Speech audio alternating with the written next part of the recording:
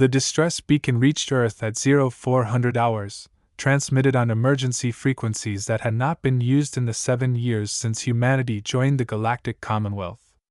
Captain Dekker Vaughn was yanked from sleep by the alert klaxon, his combat instincts firing before his conscious mind fully engaged. He was already pulling on his tactical suit when the message played through his quarters. "This is Science Vessel Luminary Dawn. We are stranded on Class 12 Deathworld designated Crev 9. Hull breach. Life support failing. 47 crew members. Requesting immediate evacuation. Repeat, immediate evacuation.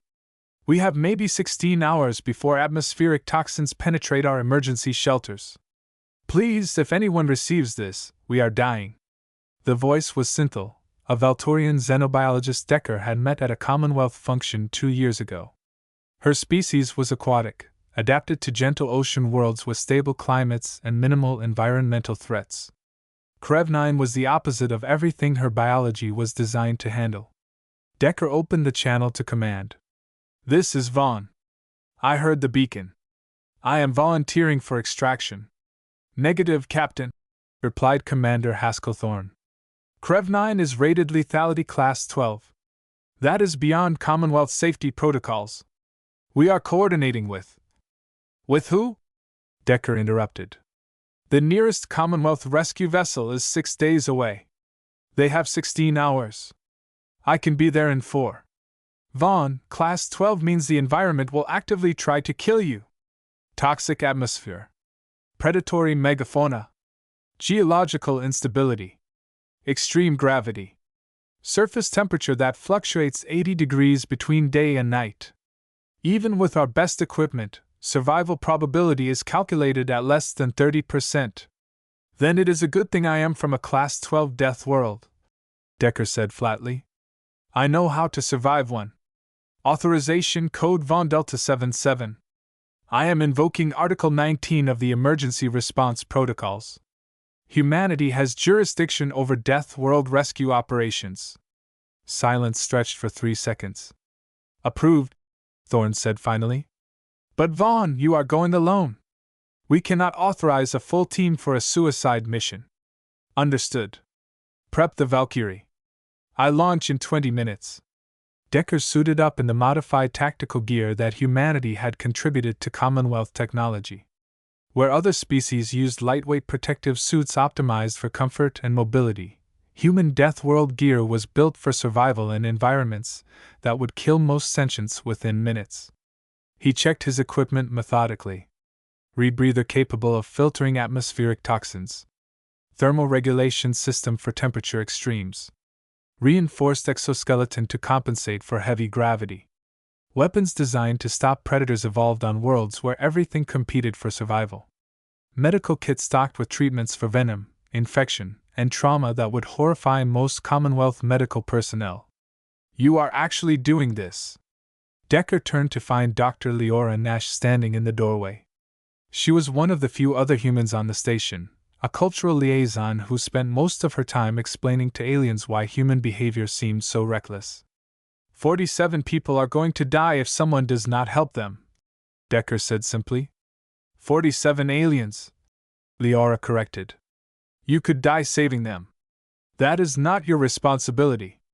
"They asked for help," Dekker replied. "That makes it my responsibility. Humans do not leave people behind, Leora. You know that." She did. It was one of the first things Commonwealth species learned about humanity. Where other civilizations calculated risk-reward ratios for rescue operations, humans had a single standard: if someone needed help, you helped. The math did not matter. The danger did not matter. You helped. "At least take a backup," Leora said. "No time. And I work better alone anyway." He finished the equipment check. "If I do not make it back, make sure the Commonwealth knows this was my choice. I do not want humanity blamed for risking personnel on a rescue mission." "Dekker, tell Sinthel's family I tried," he said, cutting her off. "Tell them a human went into hell to bring her home. Tell them we do not measure the value of life by species compatibility." He headed to the docking bay before she could respond. The Valkyrie was humanity's contribution to rapid response vessels. Small, heavily armored, and capable of atmospheric entry that would tear apart standard Commonwealth ships. Where alien vessels prioritized comfort and safety, the Valkyrie was built on the assumption that any mission could turn hostile and the pilot needed to be able to fight their way out. Dekker launched and plotted the fastest possible course to Crev 9. 4 hours if he pushed the engines past recommended tolerances. 3.5 if he was willing to risk catastrophic failure. He set the course for 3 hours and 20 minutes. The ship screamed through hyperspace while Dekker studied everything available about Crev 9. The data was not encouraging. Gravity 1.7 times Earth standard. Atmosphere 23% oxygen with high concentrations of sulfur dioxide. Temperature averaging 40 degrees Celsius during the day, dropping to -30 at night. Seismic activity frequent and severe. Flora and fauna evolved in constant competition, resulting in species that were universally toxic, venomous, or predatory. In short, it was slightly worse than Earth. Dekker smiled grimly. He had grown up in the Australian outback during the hottest decade on record. He had trained in combat zones across 3 continents. He had survived environments that would have killed any other Commonwealth species within hours. If anyone could extract 47 stranded scientists from a death world, it was a human. The Valkyrie dropped out of hyperspace precisely on schedule. Crev 9 filled the view screen, a planet of churning gray-green clouds, volcanic mountain ranges, and vast oceans that looked more like chemical soup than water. Luminary Dawn, this is Captain Dekker Vaughn of the Commonwealth Emergency Response. I am beginning descent. Transmit your exact coordinates. The response came immediately, and Syntho's voice was ragged with hope and terror. Captain Vaughn! You actually came! We are at coordinates 77.4 north, 132.8 east. But Captain, you should know that the environment here is lethal. We lost 3 crew members to atmospheric exposure before we sealed the shelters. The local fauna is actively hunting us. There are creatures that can.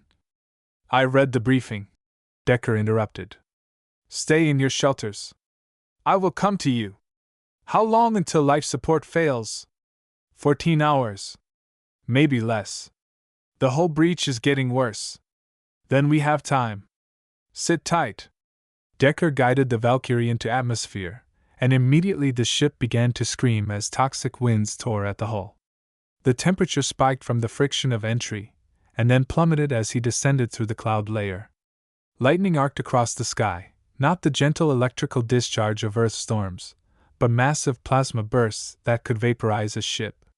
He dodged 3 lightning strikes, compensated for wind shear that would have torn apart a Commonwealth vessel, and brought the Valkyrie down on a rocky plateau 2 kilometers from the Luminary Dawn's crash site.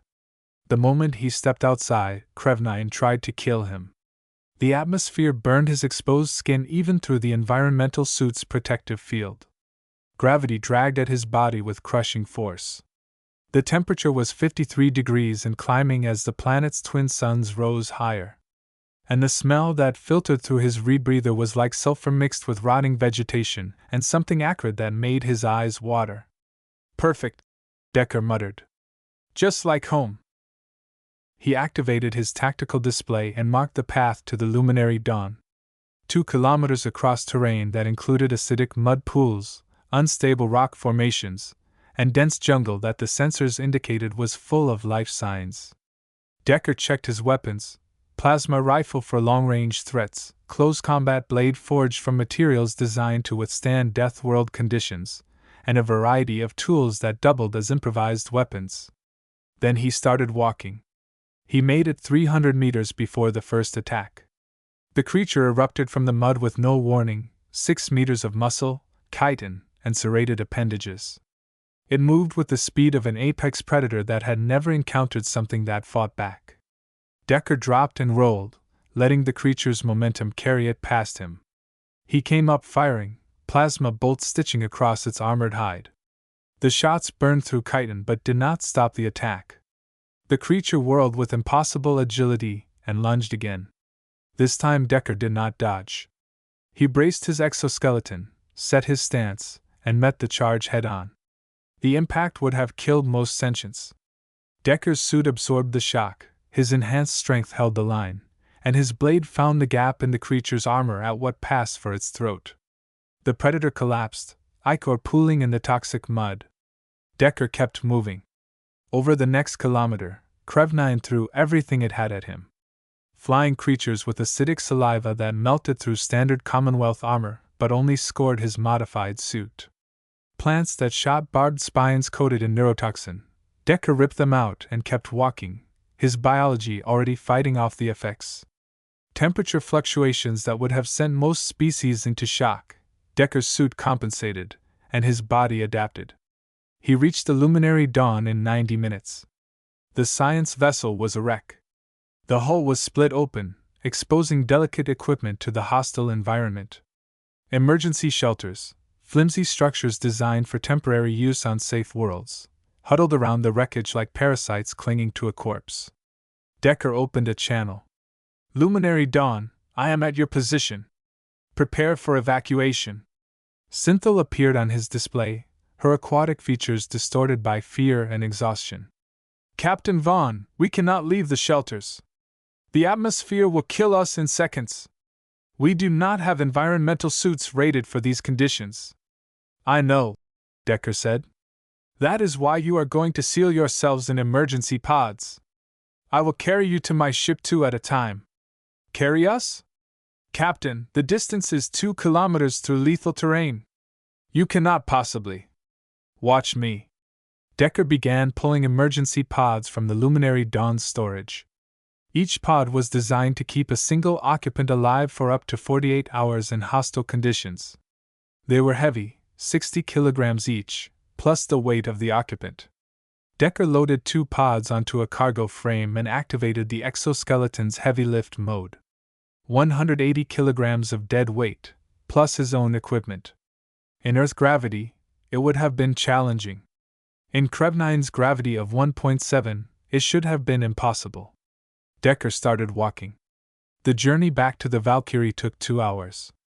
Every predator on Crev-9 seemed drawn to the movement, the heat signatures, the scent of prey. Dekker fought them off while carrying over 100 kilograms on his back. He waded through acid pools that ate through the lower layer of his suit. He climbed unstable rock faces while the cargo frame shifted and threatened to overbalance him. He endured temperature spikes that would have cooked most Commonwealth species alive. And he did not stop. When he reached the Valkyrie, he loaded the first 2 crew members into the ship's medical bay, then turned around and went back for more. Synthel watched through the pod's viewport as the human, this impossible creature from another death world, made trip after trip through hell to save her crew. She had studied humans for 2 years. She knew they came from a planet rated Class 12 for lethality.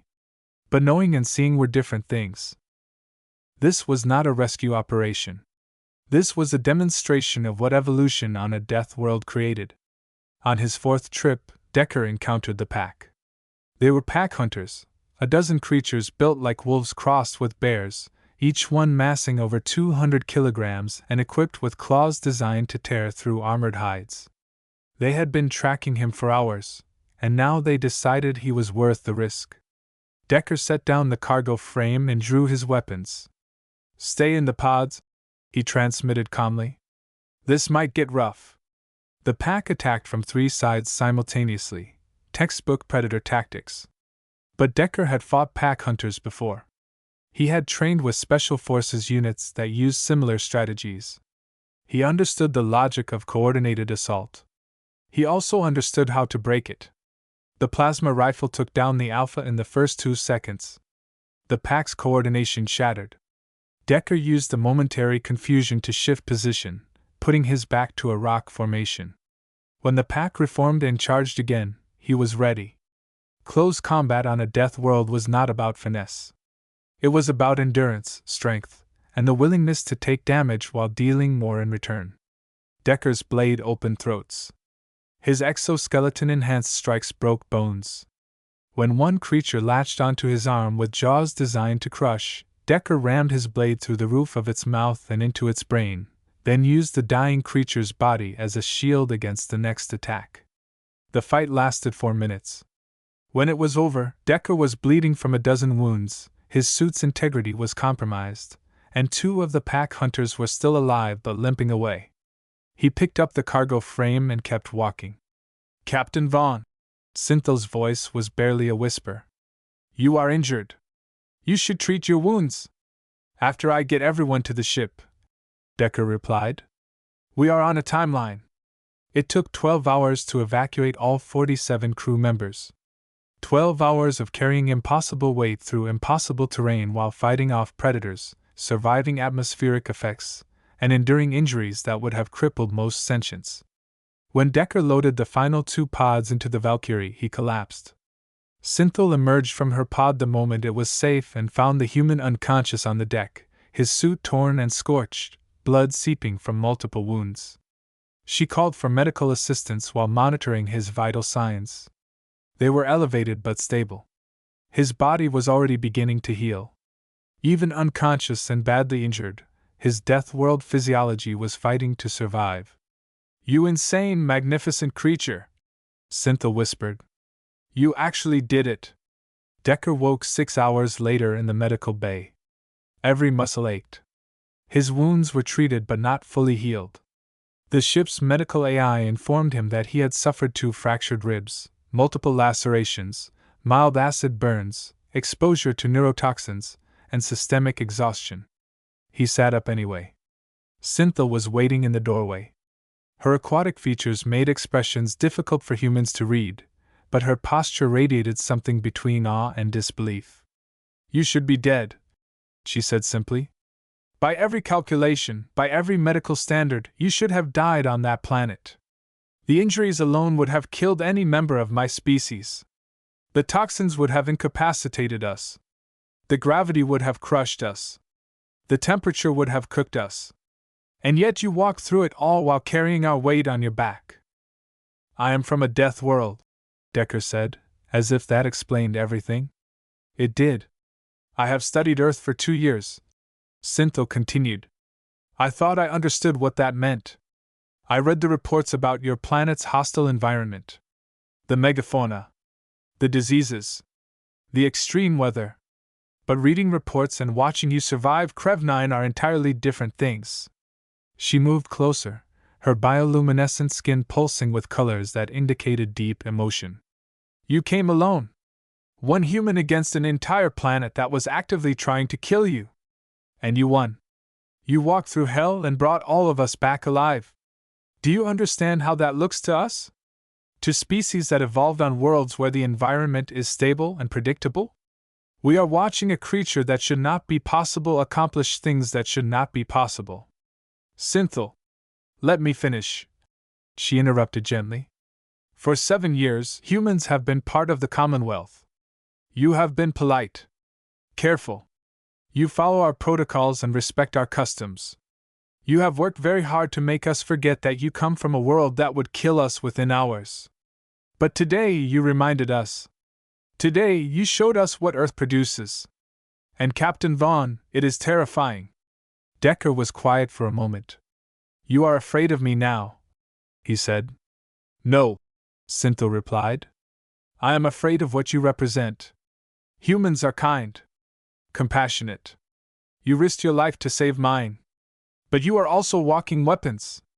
You are the product of millions of years of evolution on a world that kills everything that is not strong enough, smart enough, and stubborn enough to survive.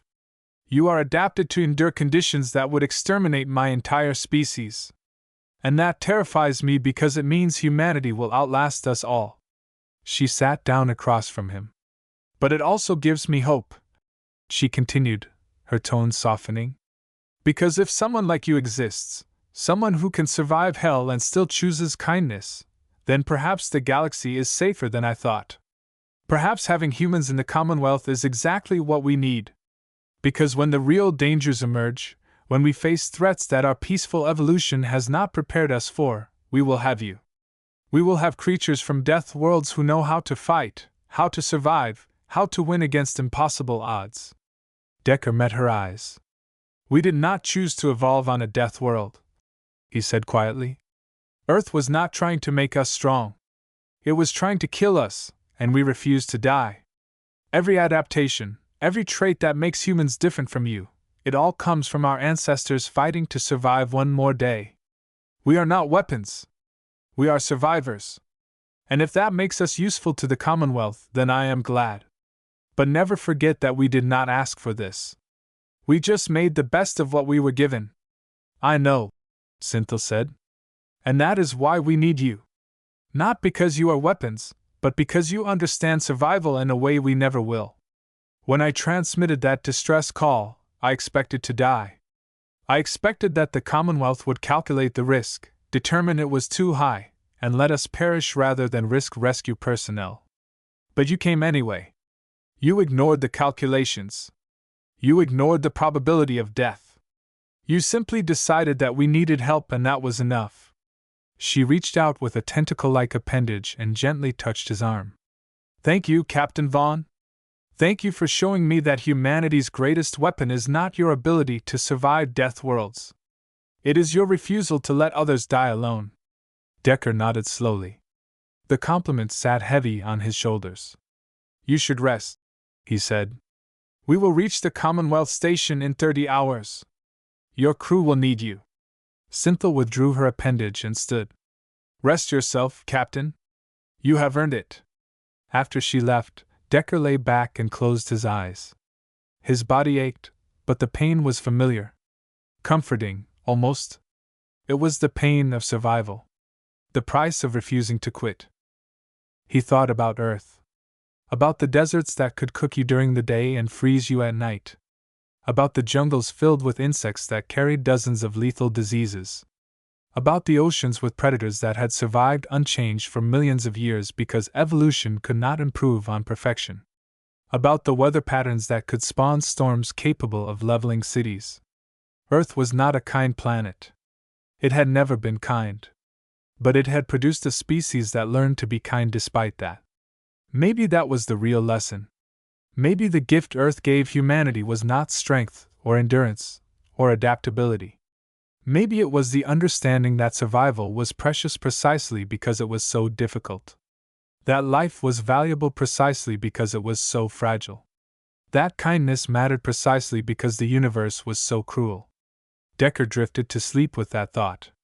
When the Valkyrie docked at the Commonwealth Station 30 hours later, word had already spread.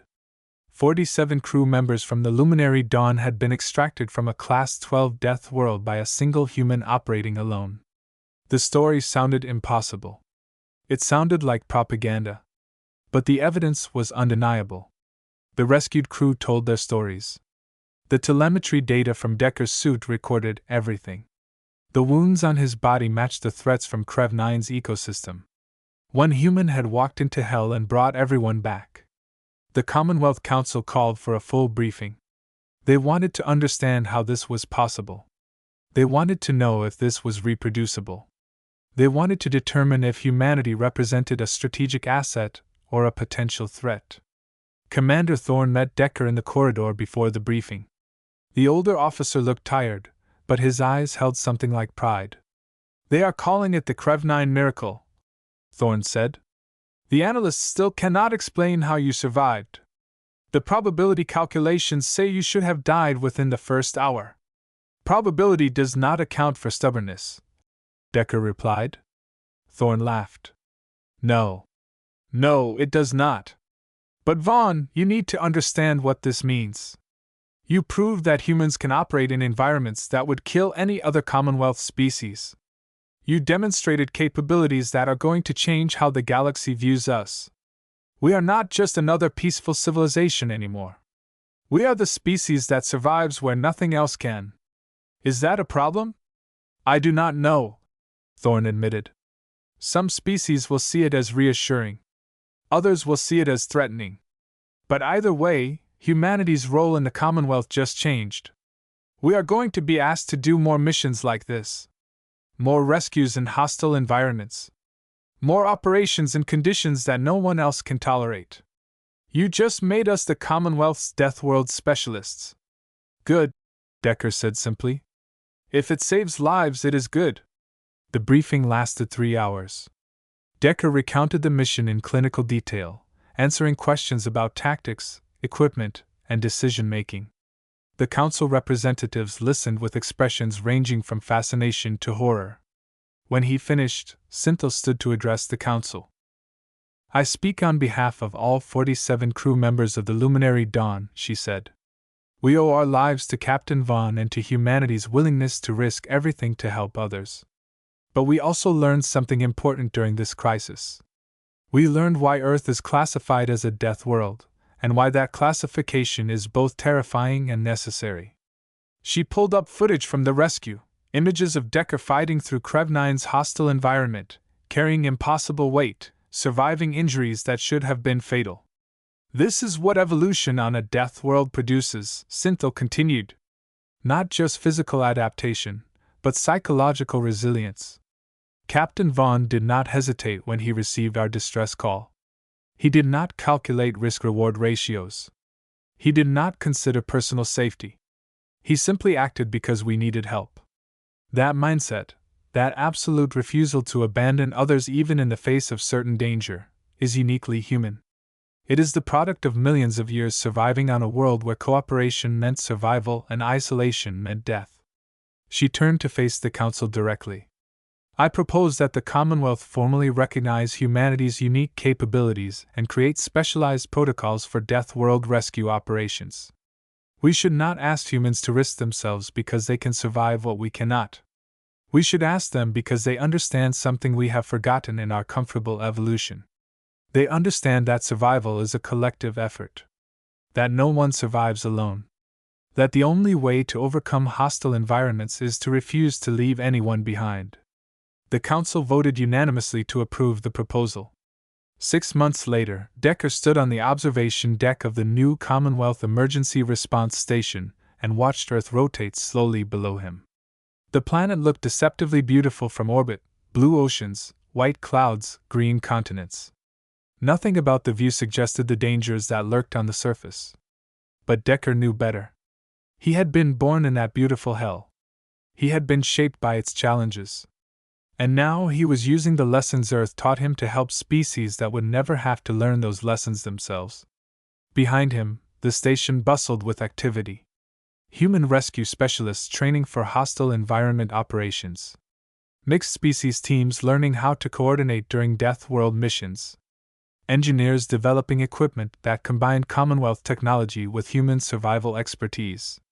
"You are smiling," Leora said, approaching with 2 cups of coffee. "That is unusual." Dekker accepted the coffee. "Just thinking about how things change. 7 years ago, humanity joined the Commonwealth as the newest, least experienced species. Now we are teaching the galaxy how to survive." "Not just survive," Leora corrected. "How to help others survive. That is the difference. Plenty of species can keep themselves alive. Only humans seem compelled to keep everyone else alive too." "Is that a death world trait?" "I think so," Leora said thoughtfully. "Earth taught us that we are stronger together. That cooperation is survival. That leaving someone behind weakens the entire group. Other species evolved on worlds where resources were abundant and danger was minimal. They learned to coexist peacefully. But peaceful coexistence is different from desperate cooperation. They never had to learn that your survival depends on my survival depends on everyone's survival." Dekker nodded slowly. "Cynthia said something similar?" "She said humans terrify her because we are adapted for conditions that would kill her species. But she also said we give her hope because we choose kindness even when we do not have to." "That is the paradox of humanity," Leora agreed. "We are dangerous because we can survive anything. But we are safe because we choose not to use that strength for domination. We use it to help." Below them, Earth continued its endless rotation. Somewhere down there, humans were dealing with hurricanes, earthquakes, droughts, floods, and 1,000 other natural threats. Somewhere down there, people were helping each other survive despite the danger. And now, across the galaxy, humans were teaching others how to do the same. "They asked Earth for help," Dekker said quietly. "And they learned what it means to come from a death world." "What does it mean?" Leora asked. Dekker finished his coffee and set the cup aside. It means you understand that life is precious precisely because it is fragile. It means you know that survival is earned, not given. It means you refuse to let others face the darkness alone because you remember what it was like to face it yourself. It means you are terrifying and comforting in equal measure because you can survive hell and still choose to be kind. He turned to face her. It means that when someone calls for help, you answer. No matter the cost. No matter the danger. No matter the odds. You answer. Always. Always. Like and subscribe for more.